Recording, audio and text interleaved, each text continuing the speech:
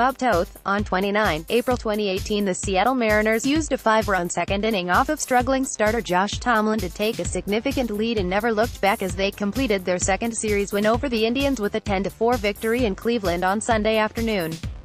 On a day shrouded by the events happening next door at Quicken Loans Arena, where the Cleveland Cavaliers hosted and defeated the Indiana Pacers in Game 7 of the first round of the Eastern Conference playoffs, the Indians fell in an early hole and could not scratch all the way back before the Mariners blew the game open with 5 runs in the back half of the contest. Tomlin's trouble on the mound continued Sunday as he looked to bounce back from a rough start against the Chicago Cubs on Tuesday, allowing 4 home runs and 5 runs total. Tomlin would be tagged for 6 more runs against the Mariners, with 2 more long balls and 10 total hits surrendered along the way. Seattle threatened in the first, as D. Gordon led off the game with a single, and moved to second 2 outs later on a hit by pitch of Nelson Cruz, but Tomlin escaped unharmed. Gonzalez, Jason Miller, Getty Images. The Indians had a chance to do damage from the start against left-hander Marco Gonzalez, but once again could not manufacture runs when opportunity presented. Francisco Lindor walked to start the home half, but Bradley Zimmer popped up a bunt, with the miscue turning into a double play. Jose Ramirez and Michael Brantley followed with back-to-back singles to put runners on the corners, but Edwin Encarnacion grounded out to third to leave a pair on base. The Mariners would rip 5 hits in the second off of Tomlin to take a giant lead. Mitch Haniger singled to start the inning before a pair of outs in the air.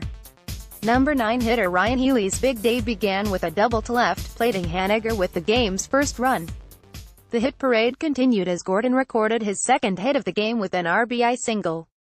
He scored on a single by Gene Segura to make it 3-0, and a 2-out, 2-run home run by Robinson Cano made it a 5-0 game.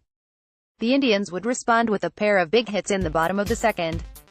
Yan Gomes doubled to right with 1 out, and Brandon Guyer caught a sinker up in the zone and parked it in the bleachers for a 2-run shot, his second of the year. Gonzalez would retire the next 2, but the Indians had cut the deficit to 5-2. Tomlin settled it, setting down the side in order with a pair of strikeouts in the third and working around a 2-out infield single by Gordon, his third hit in 4 innings. The Indians missed their own chance in the third, stranding a 1-out double from Ramirez before a 3-up, 3-down fourth. Both clubs left a base runner in the 5th before the Mariners added to their lead in the 6th. With 2 outs, Healy stepped to the plate and provided another big swing off of Tomlin, jumping on the first pitch and sending it 411 feet to the bleachers to make it 6-2. Tomlin and Gonzalez each exited after 6, with 2 different outings to their credits. After a 6-pitch inning in relief from Tyler Olson, the Indians saw their first relief pitcher of the game from Seattle in Don Altavilla. The right-hander had a hard time finding the strike zone, hitting Gomes with a pitch before striking out Guyer. Jason Kipnis pinch hit for Eric Gonzalez and drew a walk. Both runners moved up on a wild pitch before Lindor walked on 5 pitches to load the bases, bringing manager Scott Survey out of the dugout for James Pazos. He struck out Zimmer swinging for the second out before Ramirez sent a drive to deep left. Ben Gommel made what was initially ruled as a diving catch for the final out, but the replay readily showed that the ball scooted away from the left fielder on the warning track. With the out call overturned, Gomes and Kipnis were granted home plate and Lindor was assigned to third on the 2-run double for Ramirez, even though Lindor would have likely scored from first on the hit had it been called correctly on the field. Brantley grounded back to the mound to strand the tying runs on base, leaving it a 6-4 score. Nick Goody took over on the mound for Olson and could not contain the game at 2. Haniger tripled to start the inning and Gommel drove him in with a 1-out single. Healy followed with his third hit of the day, a mammoth 2-run home run to make it a 9-4 Mariners lead. Goody would put 2 more on before working out of the jam, but the damage was done. Seattle tacked on 1 more in the 9th off of Zach McAllister, as Haniger came through with a solo homer down an exit tunnel in the bleachers to make it 10-4. The Mariners bullpen completed their victory, with Juan Nicasio and Edwin Diaz pitching scoreless innings. Seattle improved to 16-11 with a win and took the season series from the Indians, 5-2. Cleveland fell to 14-12 on the season and 8-6 at home. They are now just 2-4 during their current 11-game homestand. Tomlin, Jason Miller, Getty Images. Tomlin took the loss for the Tribe with another rough go. If there was a positive to be found in the defeat, it was that he spared the Indians' bullpen a second straight afternoon of extensive usage by pulling himself together and gutting out 6 innings of work. He was charged with 6 runs on 10 hits on the day with 3 strikeouts and no walks. As has been the case, the long ball was an issue for the right-hander, who allowed 2 more and has given up 10 in 18 and 2/3 innings of work this season. Behind him, the three who entered combined for little improvement.